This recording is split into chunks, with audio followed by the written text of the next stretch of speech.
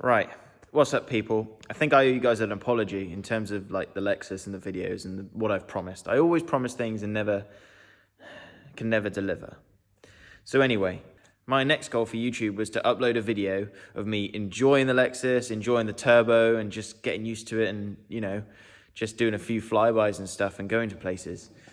But nothing ever goes to plan, does it? Of course, something breaks, or you're testing things and you don't really, you're a bit wary. Do you know what I mean?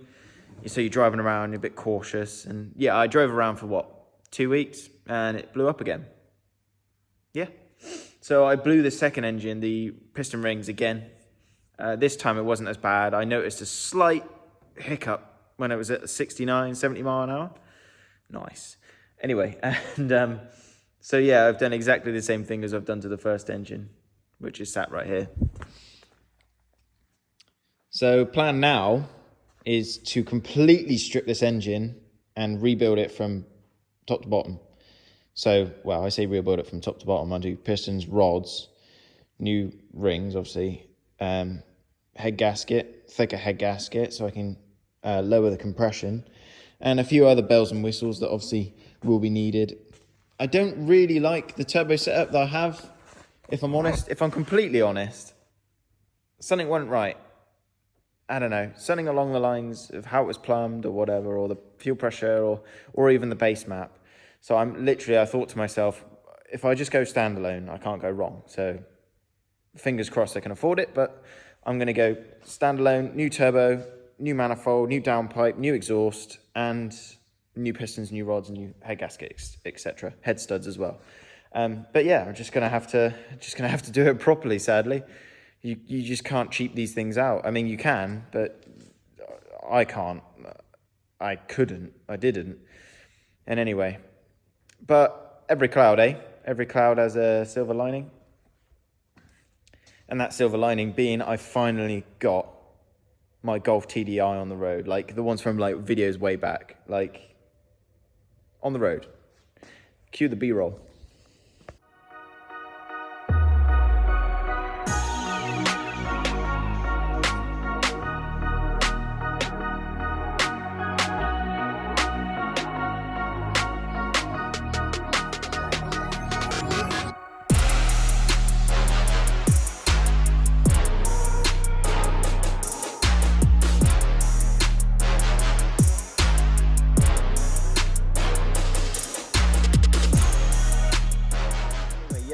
There's my 19 TDI back on the road finally. It's a bit of a nail, but it gets me from A to B. And honestly, for my first diesel, I've never expected fuel to be that great. And compared to the Lexus especially, I get 600 miles to a tank, filled up just a minute ago, 89 quid, 600 miles. Can't really ask for any better than that. I mean, the Lexus with the base map was like 60 quid, was like 40, 50 miles if I was lucky. So yeah. Huge improvement there. I'm saving myself shitloads of money a month. And yeah, I'm only filling up twice a month, all the way. So yeah, that's great. So I can get about, I've got a cheap car to get about in. I've got to restrain myself from modifying it. Being a Mark III, I have to restrain myself from putting on coilovers and stuff. But the suspension is really bad, it's really soft. Hey look, have a look. Watch the rear suspension, just lightly pushing on it.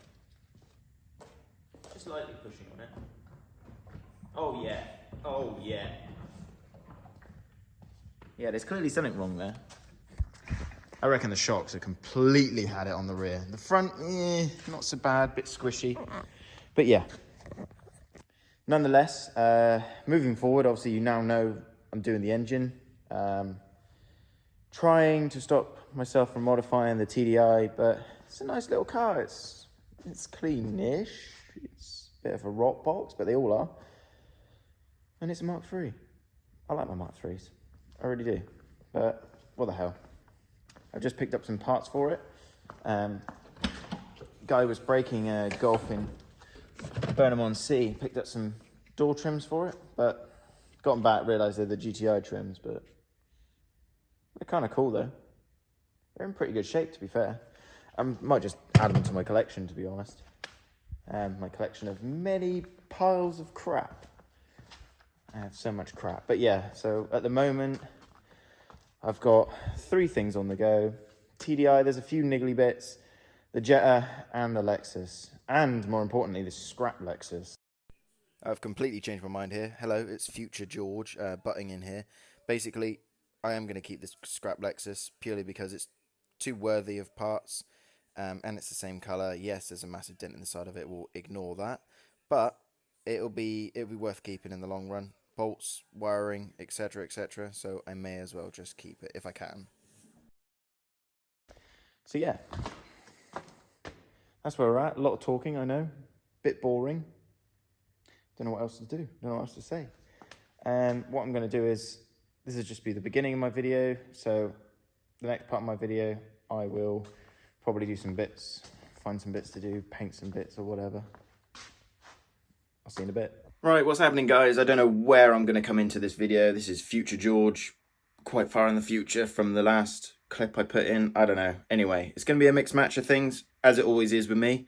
But today, I'm finally off to get a gearbox for the Lexus. Now, I am going to go manual swap, which is what everybody's advised me. Obviously, I do want to drift the car a little bit. So the best sort of transmission to go for is a BMW transmission. In which case I'm going for a 5-speed diesel box, which I can then buy an adapter kit and get it all fitted in. And then obviously I just got to work out the clutch and whatnot and the prop shaft and all that. And well, we'll see. And then obviously I've got to tell the car that it's not an automatic anymore. But we'll see how it goes. Anyway, today I'm off to go and get the gearbox. I'll go get the gearbox, take it back to the unit, and I'm just slowly collecting parts. There's a package that's arrived for me. So again, more parts are arriving. I need to get this engine rebuilt. As you know before, probably the rings are blown on both of my engines that I had. So the first one, I blew the rings, thought I overboosted, didn't overboost. The rings are just weak.